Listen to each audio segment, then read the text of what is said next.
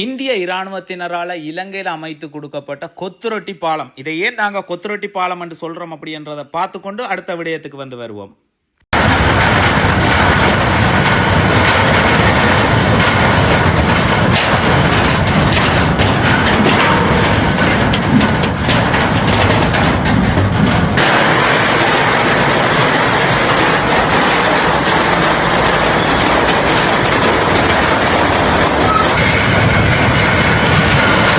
கொத்து பரோட்டா போடைகளை எப்படி சத்தம் எழும்புமோ அப்படி சத்தம் எழும்புறதால எங்களுடைய பகுதியில் உள்ள உறவுகள் எல்லாம் இதை கொத்துரொட்டி பாலம் அப்படின்னு சொல்லி செல்லமா அழைப்போம். டிவா புயல் ஏற்பட்ட நேரம் இடர்காலத்தில் இந்திய இராணுவத்தினரால் கொண்டு வந்து போடப்பட்ட பாலம். அந்த நேரம் அந்த இந்திய இராணுவ அதிகாரிகிட்ட வந்து நான் கேட்டேன், இது நிரந்தர பாலமா இல்லை டெம்பரரியாண்டு.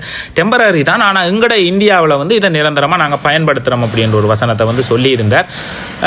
அப்படி பயன்படுத்துகிறாங்களான்றது வந்து எங்களுக்கு தெரியல. ஆனால் நிரந்தர பாலம் இருந்த இடத்துல தற்காலிக பாலத்தை ஏன் போட்டனீங்கன்ற ஒரு கேள்வி இருக்குது. அதே மாதிரி இந்த இதில் இப்போ நீங்கள் பார்த்து கொண்டிருக்கிற காட்சி அங்கால இருக்கிறது தற்காலிக பாலம். நிரந்தர பாலத்துக்குரிய வேலை வந்து நடுவில் வந்து நடந்து கொண்டிருக்குது. இதுவும் புளியம்பொக்கனை கிட்ட தான் நடக்குது. இப்படித்தான் தற்காலிக பாலத்தை அமைச்சிட்டு நிரந்தர பாலத்துக்குரிய வேலை வந்து நடக்கும்.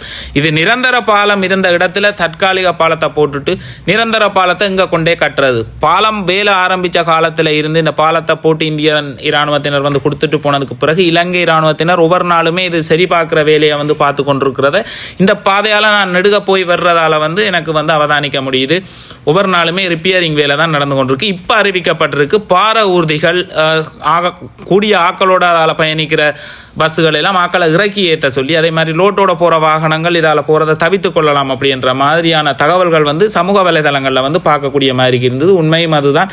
இந்த பாலம் மாறுற ஆட்டத்தையும் அந்த இது நாளுக்கு நாள் அதோட ஆட்டங்கள் வந்து கூடிக்கொண்டு போயக்குள்ள அது ஒரு பயத்தை வந்து ஏற்படுத்துது. இப்பயும் அங்கே ஒரு வேலை நடந்து கொண்டிருக்கு. அந்த மண்ணை பரிசோதிக்கிறோம் அப்படின்ற ஒரு வேலை வந்து செய்து கொண்டு இருந்துச்சு. நம்ம அதில் இருந்த ஆக்கள்கிட்ட வந்து கேட்க மண் பரிசோதனைக்குரிய வேலைகள் வந்து நடந்து கொண்டிருக்குது.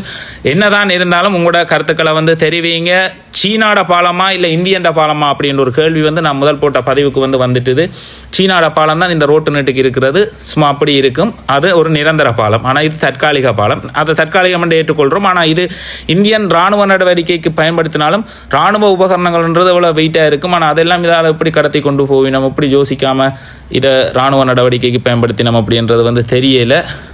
ஆனால் உலக அளவில் உயர்ந்து ஒரு ஃபர்ஸ்ட் லெவலில் நிற்கிற உற்பத்தியிலையும் ஆயுத உற்பத்தியில எல்லாத்துலேயும் அறிவிலையும் முன்னுக்கு நிற்கிற நாடாக வந்து நான் சீனாவை வந்து பார்க்குறேன். சீனாட பொருட்களையும் இதுகளையும் ஒரு கட்டத்தில் கிண்டல் செய்த காலம் இருக்குது. ஆனால் இப்போ டொப்பில் இருக்கிறது அவங்க தான். எல்லா பொருள் தர உற்பத்தியிலையும் அவங்களோட வேலை திட்டத்திலையும் உங்களோட கருத்தை தெரிவிங்க.